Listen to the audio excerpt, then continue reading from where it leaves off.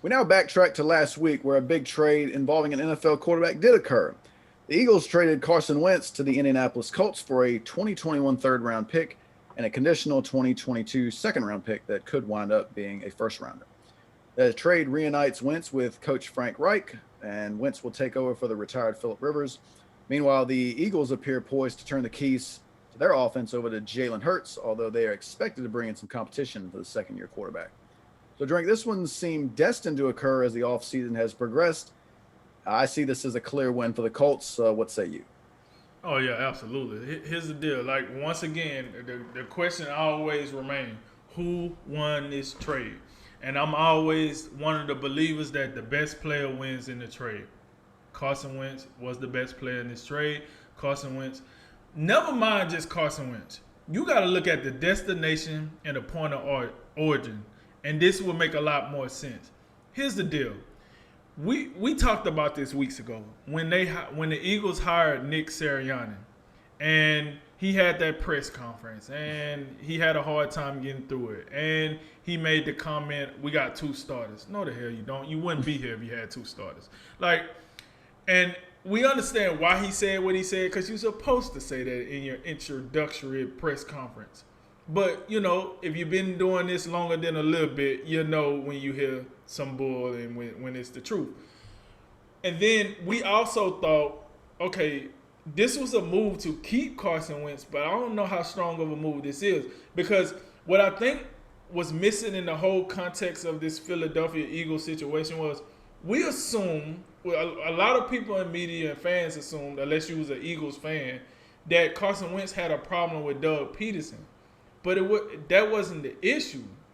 It was actually that Carson Wentz liked Doug Peterson, but Doug Peterson's hands was tied a little bit, and then he made that bonehead mistake and went against ownership, and then he got fired. And then that was the camel that broke. That was the straw that broke the camel back for Carson Wentz. That's when he said, "I'm out of here." And then you start hearing offensive linemen, and Zach Ertz said, "I probably played my last game as a Philadelphia Eagle." Travis, not Travis. What's his name? Jason Kelsey. Guys like that. Johnson. Guys that's been stable mates for the Eagles for quite a while during that Super Bowl run. A lot of those guys was like, "Hey, this is probably my last season." They hugged it out on the field on their last game, and et cetera, et cetera. Now you fast forward to what we're looking at now. Carson Wentz. Everybody said this. If he go to the Colts, the Colts going to the next level, and I think they're going to the next level. The Colts should be easily a top 4 team in the AFC this year with Carson Wentz. Why? Because now Carson Wentz is back with the guy that started it all. We have to remember this. Carson Wentz's best year came when Frank Reich was the offensive coordinator and Doug Peterson was the head coach. That's a fact. You can't argue that. That was his best year. That was the year they won the Super Bowl. Hell, that was Nick Foles' best year, if you want to put it that way too, under those two. So when you look at it like that, he's going back to the guy that he played his best ball under. Now, Frank Reich is no longer the offensive coordinator. He's the head coach, meaning he will have to take some direction from somebody else, whoever the offensive coordinator is there. I'm not sure, and I'm not even going to lie to you. So with that said, I just don't believe Carson Wentz gonna come out here and be, shit. I think he's gonna come out here and prove I was an MVP candidate in 2017 for a reason, or 18. I was an MVP candidate for a reason. We won the Super Bowl. I might not was the starting quarterback, but we won the Super Bowl off what I did for a reason, what the defense did, and so on and so forth. Let's think about this though. Even the wide receivers he had during that time, during his MVP run, are not even the same no more. You know what I'm saying? No Alshon Jeffrey, no Deshaun Jackson, no Nelson Aguilar. And I know what people gonna say about Nelson Aguilar, but he played his role that year. No Trey Burton. Like, it's a lot of guys that was there that's not there anymore. Or that's not playing to the level that they was playing. So to answer the question, oh yeah, it's without a doubt a win for the Colts. But let's look at the Eagles. What I would say for the Eagles is this, and this might be a good thing for old Nick Sirianni, since they done threw you in the Lions den. because you know that media gonna give you, they're gonna eat you up. So I hope you're ready for it, young Nick. But now you get a young quarterback that seems to be the star, Jalen Hurts. If they allow him to build his relationship with Jalen Hurts, I think they'll be fine. But something tells me the Eagles about to mess this up. They either gonna draft another quarterback, or they're about to bring in the quarterback. I just feel like the Eagles, just being the Eagles, they're about to find a way to mess this up. What they should do is give Jalen Hurts another receiver with Rager. You know what I'm saying? Go out and get Jamar Chase or Devontae Smith, one of those guys if they're available. But I don't think they're going to do that. I don't think they're going to get enough pieces on the offensive line. I don't know. I just don't know enough about this coach to say I trust him. So it's going to be something weird. I know you talk to a lot of guys, you know, that's Colts fans, so you got a better grasp on this. But as far as I'm concerned, the Colts won, Carson Wentz won, and now what will the Eagles look like? Because the job wasn't that desirable from the start. Now you done made it even less desirable. Let's see if any free agents want to come there if they can do that. I don't know. It's a crap show there in Philly, but let's see how it goes on. Yeah, like I said in the opening, I think this is a big one for the Colts. I feel like as soon as we started hearing the fact that Carson Wentz, Doug Peterson, on up to ownership and all that wasn't going well, and then you have Doug Peterson get fired. For a long time, you know, the moment I heard, oh, Carson Wentz on the block or whatever you want to call it, I was like, this is a Colts move. The Colts should be all in on this with Frank Reich. As you mentioned, 2017, we know about it. Wentz was an MVP, was the clear MVP favorite all the way up into the Rams game where he got hurt against them. And just keep this in mind. You know, everyone wants to point back to that 2017 season, and it was absolutely fantastic. But the following 2 years, even in 2018, it was injury shortened, but he threw 21 touchdowns, 7 picks. And the next year, which was last season now, 2019, 9-7. You know, not all that, not overly impressive. But then you combine, you know, some of the injuries that happened. It was just a case where Carson Wentz put the team on his back. We know the division wasn't all that great, but Carson Wentz led them to the division and threw 27 touchdowns, 7 interceptions.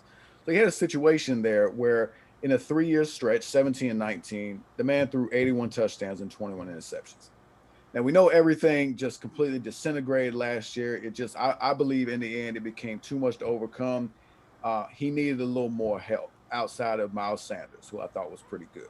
But you had Alshon Jeffrey and Deshaun Jackson. I've said it many a time. You just can't get them on the field. Zach Ertz, he was a little bit more in and out. You know, Goddard, your second tight end, he was in and out. Offensive line, you know, your stable mates like Lane Johnson in and out. Jason Peters, just old. Brandon Brooks, he, you know, tore up his Achilles before they even practiced once. So you had all these different things that just went against you.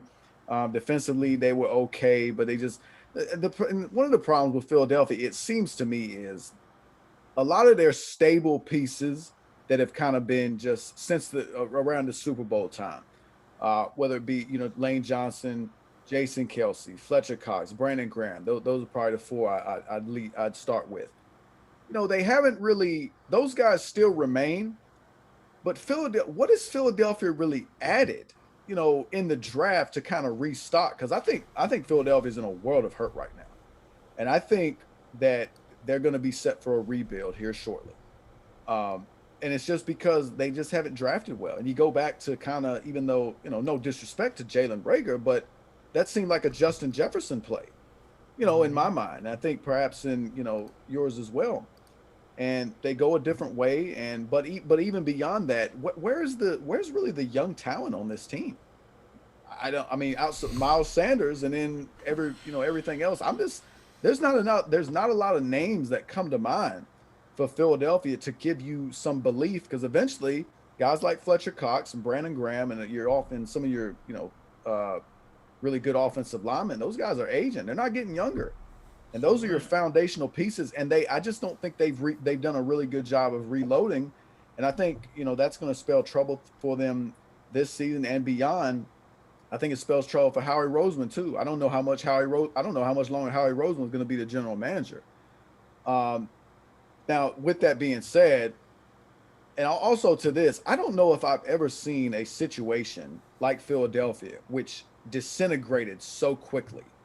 If you'd have said last year or before the 2020 season that you know what right after 2020 season, Doug Peterson getting fired and Carson Wentz getting traded, you would have I Nope. wouldn't have You would believed have you. I would said you would have yeah said no to both questions. yeah. But also it's just not only do you have the Jalen Rager draft pick, then you just kind of officially handed the keys to Carson Wentz with getting Nick Foles out of there because that was a big conversation for years with Wentz's injuries, and we know how good Nick Foles was in relief of him in Philadelphia. So you just got that out of here to kind of clear the deck, and then you draft Jalen Hurts in the second round. So you made it's just something I don't think you had to do. You want a backup You quarterback. created a situation. Yeah, exactly. You created another kind of under the surface controversy, Distraction. something you didn't have to do. You don't like, yeah, and of course everybody wants a good backup quarterback, but Jalen Hurts, there's something to Jalen Hurts. Like that's just a name and given, how he performed at Alabama, winning the national title and then going to Oklahoma and being in the Right. Heisman conversation, that type of thing. I just think they were just doing too much. But on the other side to Indianapolis, I think Carson Wentz is one of those situations where sometimes you have stocks and they just bottom out. I think Carson Wentz bottomed out last year, and I think Frank Reich and I look at the details of this trade. A third round pick and a second round pick. Maybe it turns out to be a first. I think it probably will. I think it's a playing time stipulation, but that seems like a Well, that's I mean fair. yeah, and the Colts they didn't have to sell out completely Right. to get Carson Wentz. So I think the combination of that plus getting in Frank Reich, and we know how sound and solid the team is around him with Jonathan Taylor, what he was able to do in his rookie season. T.Y. Hilton, he's probably maybe he's on the back nine of his career, but also Michael Pittman. Michael Pittman looks like a wide receiver you can depend on for years to Right. come. We know how solid that offensive line is, and Matt Eberflus doing a fantastic job with Darius Leonard and the rest of that defense. So they're just a Right. sound football team. Um, and Philip Rivers, even on his last leg, was able to do enough to get into the playoffs. So I agree with you. I think the Colts are going to be really good. I think they, I think they'll win the AFC South, and they'll be a huge factor moving forward. But also, I just do want to add, just to go back to Jalen Hurts really quick. I'm rooting for Jalen Hurts. I know you are as well. I think Right. as far as guys, you look at what they've been through, in their college careers, and you look at how it turned out for Jalen Hurts. You win a national title, but then in the next national title, you get benched, and you have your backup come in, and lead the comeback against Georgia, and then the next year, I believe he had he didn't play really any, and then Tua, he was out he went out in the SEC championship game, I believe it was. Tua comes and Jalen Hurts comes in relief, and never complained, never said a word. Just another guy similar Just to Russell Wilson, a guy that right. you really can get behind and cheer for because there's just no negatives that come with him.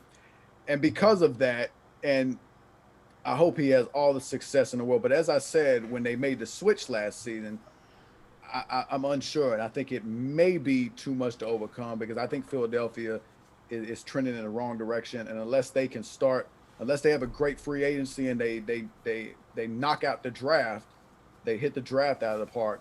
I don't think it's gonna work out for Philadelphia.